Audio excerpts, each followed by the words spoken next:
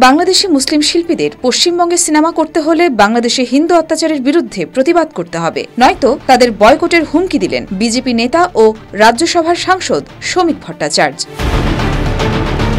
এক সাংবাদিক সম্মেলন করে বিজেপির এই সিনিয়র নেতা প্রশ্ন তোলেন, জয়া আহসান থেকে শুরু করে আওয়ামী লীগ নেতাদের কলকাতায় আশ্রয় নেওয়া প্রসঙ্গে মহান মুক্তিযুদ্ধকে চরম অবমাননা করে বিজেপির এই নেতার দাবি, ওটা ছিল ক্ষমতা দখলের জন্য মোল্লাতন্ত্রের লড়াই।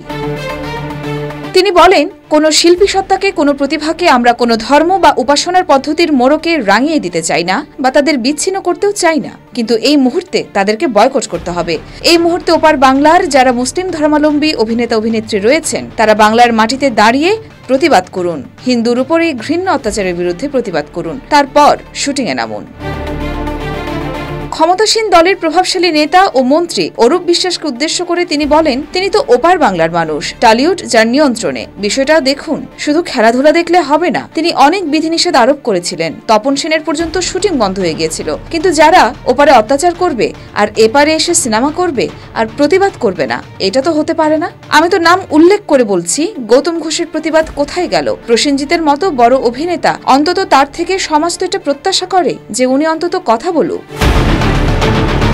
জয়া আহসান কলকাতায় আছেন এমন প্রশ্নের জবাবে শমিক বলেন, উনি কলকাতায় কেন থাকবেন না? উনি অভিনয় করতে এসেছেন, কিন্তু উনি প্রতিবাদ করুক। জয়া আহসানের হিন্দু দর্শক তো ওপার বাংলাতেও আছেন। উনি জয়া আহসান না হয়ে জয়া ভাদুরী হলে তাহলে অন্তত একটা প্রশ্ন ছিল, কিন্তু উনি তো জয়া আহসান, ওনাকে প্রতিবাদ করতে হবে। ওনার ছবি হিন্দুরা দেখছেন, ওনার ছবি মুসলমানরা দেখছেন।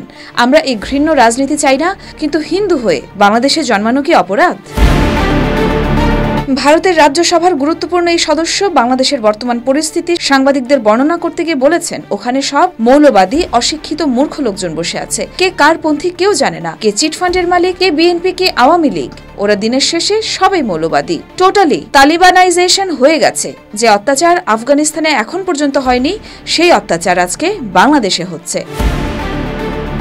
এ সময় বাংলাদেশ অভিনেতা চঞ্চল চৌধুরীর প্রসঙ্গ তুলে এনে শমিক ভট্টাচার্য বলেন, চঞ্চল চৌধুরী পৃথিবী বিখ্যাত নাম, বাংলাদেশের হৃদয় সম্রাট, আমাদের এখানে ফলোয়ার।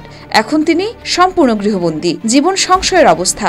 বাংলাদেশের অন্যান্য নায়ক নায়িকাদের নাম বলে আমি আর তাদের ব্যস্ত করতে চাই না। যারা এদিকে আশ্রয় নিয়ে আছেন তারা ভালো থাকুক, সুস্থ থাকুক। এরপরে আওয়ামী লীগ নেতাদের ভারতে আশ্রয় নেওয়া প্রসঙ্গে তিনি বলেন, আওয়ামী লীগ আজ কেন বাংলায় আশ্রয় নিচ্ছে? আগে যারা বলতেন বাংলাদেশে ঢুকলেই অনুপ্রবেশকারী, আজ তো বোঝা যাচ্ছে কারা অনুপ্রবেশকারী।